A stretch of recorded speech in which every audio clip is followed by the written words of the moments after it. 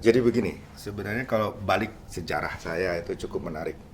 Saya lahir di keluarga yang kurang mampu, boleh dikata ya. Jadi saya SD, SMP, sekolah jalan kaki, SMA bergelantungan di bus seperti mahasiswa sekarang juga ya.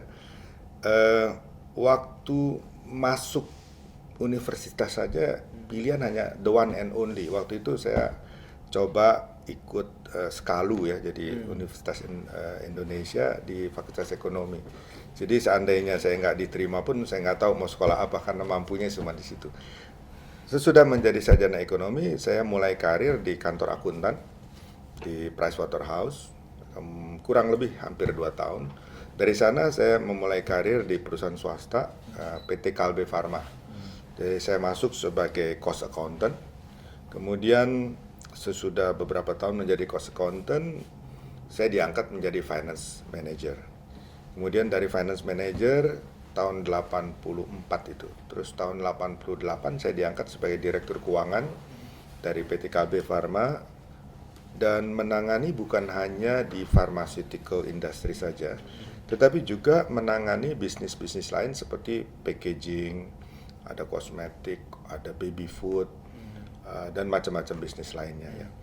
Nah, kemudian pada tahun 89, tiba-tiba headhunter dari Singapura, Conferry mengajak saya untuk bertemu dan di situ saya ditawarkan apakah bersedia masuk di Salim Group katanya. Saya bilang oke aja, coba dijajaki ya term and condition dan akhirnya mereka setuju. Sesudah diperkenalkan saya diangkat sebagai direktur keuangan di PT Indomobil sebagai direktur keuangan Suzuki, mobil Suzuki. Nah, baru kurang lebih setahun di sana, saya diminta untuk bantu di BCA. Dikatakan pada saat itu, karena itu saya ingat tahun 89 ya, Pakto, Oktober Pakto 88, itu liberalisasi perbankan. Jadi pada saat itu perbankan bisa lebih mudah membuka cabang. Jadi cepat sekali pertambahan cabang-cabang. Nah, mulai disitulah saya bekerja di BCA sebagai wakil kepala divisi dengan pangkat general manager pada saat itu. Kemudian dari situ tahun 89, kemudian pada tahun 95 saya diangkat sebagai kepala divisi. Kemudian pada tahun 98 kita tahu BCA salah satu bank yang kena rush karena suasana politik pada saat itu ya. Kemudian akhirnya BCA dari keluarga Salim diambil alih oleh pemerintah. Nah, pada saat di bawah BPPN itulah tahun 99, saya justru diangkat oleh BPPN menjadi direktur. Pada tanggal 30 Desember tahun 1999 saya diangkat direktur.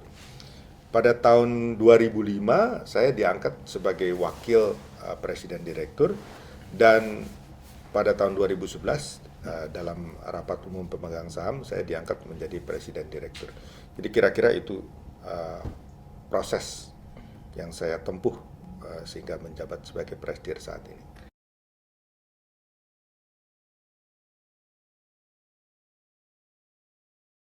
Ya, gini, sebenarnya ya kalau kita mempunyai pemikiran yang positif, itu nggak ada dikenal kata gagal.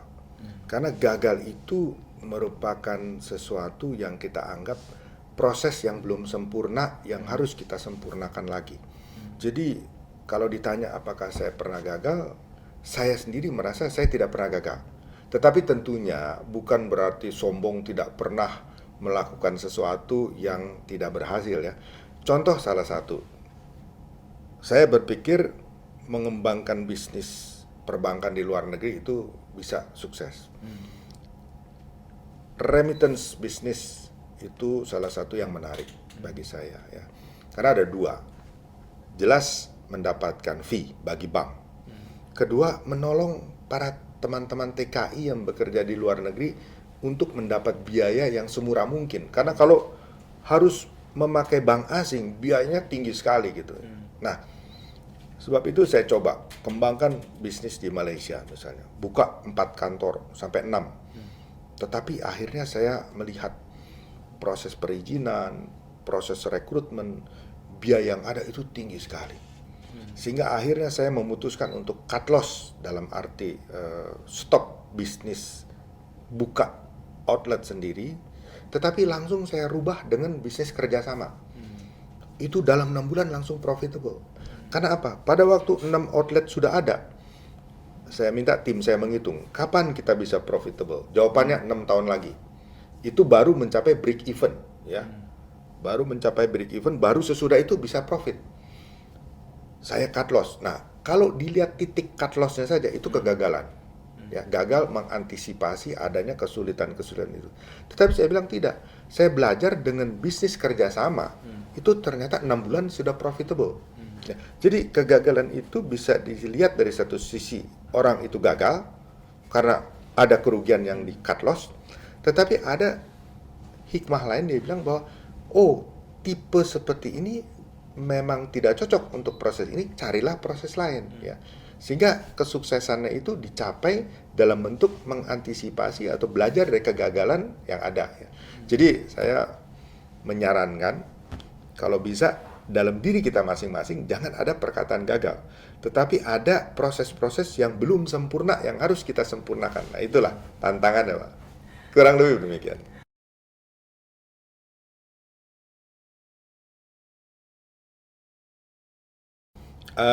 Begini, kalau dari di bidang perbankan, pada saat saya masuk BCA, saya perkirakan BCA ini udah bank yang sangat besar pada saat itu tahun 90, ya.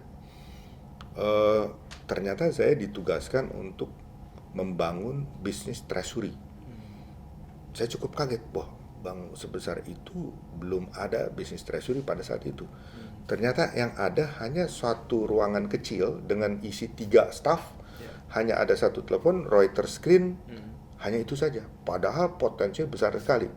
Lalu saya katakan waktu itu kepada direksi, wah, ini saya mau pindah ke gedung baru dengan luas yang besar, dan saya akan mendidik staff-staff manage treasury, dan ini harusnya bisa sukses. Dan ternyata betul. Sesudah saya pindahkan operasionalnya dari ASMK, gedung lama, ke Sudirman, gedung BCA yang lama, bekas head office kita. Dari situ kita udah kembangkan menjadi kurang lebih sekitar 30 orang, dari 3 menjadi 30, dan bisnisnya memang luar biasa. Dan ternyata treasury itu adalah jantung atau urat nadi daripada bisnis perbankan sebenarnya. Jadi ini salah satu pengalaman saya menarik, dan saya cukup merasa punya kesempatan untuk mengembangkan BCA, khususnya untuk mengembangkan bisnis treasury, ya. Jadi itu salah satu pengalaman.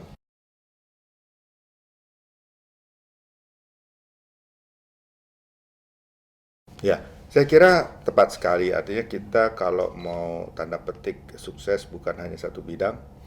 Jadi saya berusaha meskipun dari hari Senin sampai Jumat itu penuh, jadwal penuh, ya. Pada hari Sabtu malah saya udah komitmen sama istri, kalau pagi saya golf gitu, ya. Itu untuk sosialisasi diri saya sendiri gitu, ya, dengan teman-teman, kadang ya dengan nasabah juga sih. Nah, hari Minggu itulah hari yang saya pakai untuk keluarga, dan masa cuti itu waktu yang tidak boleh kita lupakan untuk bersama keluarga, bersama-sama, ya, menikmati kebersamaan, ya, karena waktu itu tak terasa, ya. Dulu kita masih belum punya anak, sampai sudah punya cucu sekarang saat ini, ya. Jadi saya kira pengertian dari istri juga penting untuk bisa memahami kesibukan suami sehari-hari, tetapi harus tidak mau menyediakan waktu untuk kebersamaan seperti itu, ya. Jadi hari biasa pun kalau breakfast, makan pagi di rumah, istri saya suka menemani, ya. Kita bisa ngobrol sebentar. Malam hari pun sesudah saya pulang, biasa kita meluangkan waktu sebentar untuk ngobrol. Tetapi hari Minggu itu wajib kudu lah istilahnya, ya, menyediakan untuk keluarga. Ya, itulah yang saya coba untuk keseimbangan, Pak, kira-kira.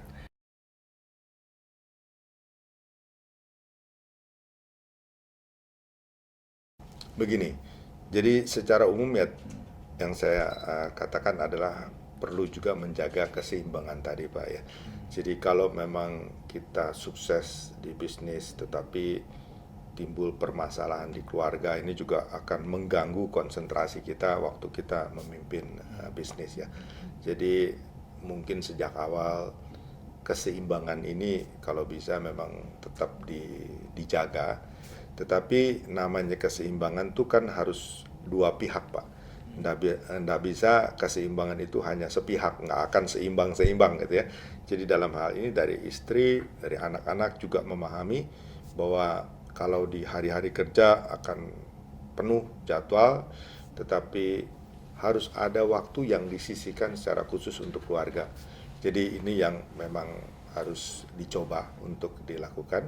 Ya mudah-mudahan ya resep ini bisa berhasil, dan kombinasi atau keseimbangan yang bisa dijaga itu saya kira akan lebih memantapkan kita untuk bekerja, karena kan di kerjaan saja sudah stres gitu ya, kadang-kadang memikirkan bisnis, apalagi kalau di keluarga juga ada ketidakseimbangan, ya makin stres lagi gitu ya. Kalau bisa dikompensasi maka hal ini bisa fokus untuk pekerjaan kita. Ya pesannya kira-kira sih kurang lebih seperti itu.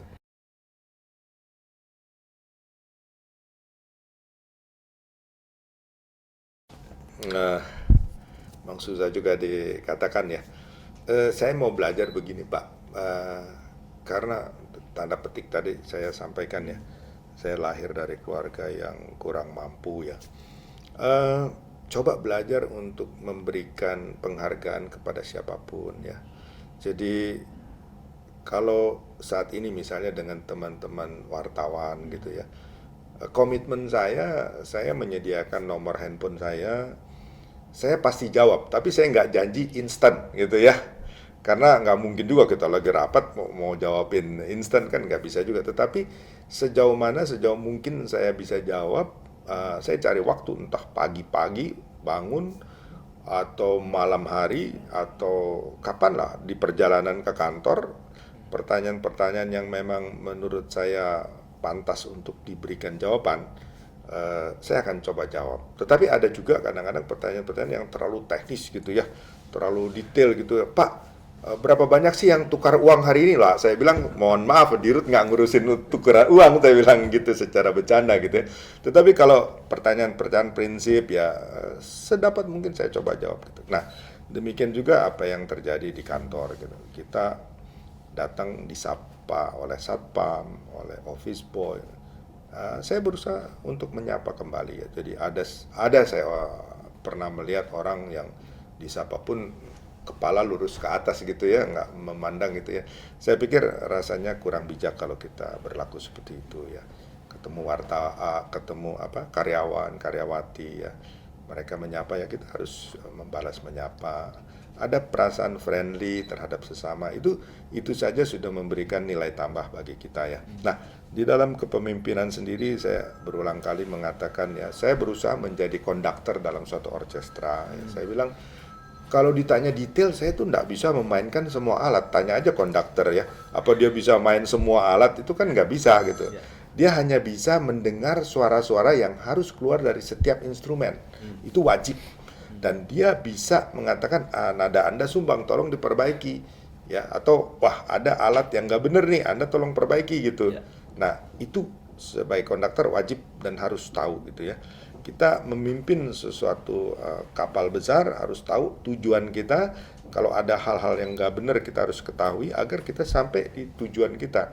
Nah, seorang pemimpin harus bisa seperti itu saya kira ya. Jadi tidak perlu tahu in detail semua, karena waktu sehari 24 jam nggak bisa lebih, nggak mungkin ya. Nggak mungkin kita menguasai semua. Tetapi kita harus tahu kunci-kunci daripada strategi yang harus kita lakukan. Saya kira ngomongnya gampangnya gitu sih Pak. Terima kasih.